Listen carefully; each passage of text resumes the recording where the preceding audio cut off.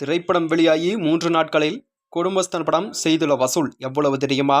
வாங்க வீடியோவை முழுமையாக காண்கலாம். ஜெய் பீம் படத்தின் மூலம் ரசிகர்களின் கவனத்தை பெற்றவர்தான் இளம் நடிகர் மணிகண்டன் ஆவார். இதைத் தொடர்ந்துதான் வெளிவந்த குட் நைட் மற்றும் லவ்வர் ஆகிய திரைப்படங்களில் இவரை ஹீரோவாக மக்கள் மத்தியில் கொண்டு சேர்த்துள்ளனர். யதார்த்தமான நடிப்பில் பாராட்டுகளையும் அள்ளி குவித்து வரும் நடிகர் மணிகண்டன் நடிப்பில் கடந்த வாரம் வெளிவந்த திரைப்படம்தான் குடும்பஸ்தன் ஆகும்.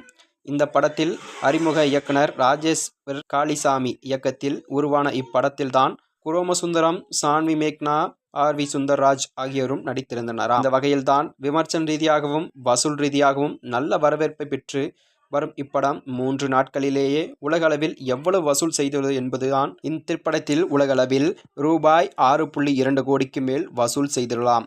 இனி வரும் நாட்களிலும் இப்படத்தின் வசூல் எப்படி இருக்கும் என்பதை மக்கள் மத்தியில் பெரும் பரபரப்பாகவும் பேசப்பட்டு வருகிறது.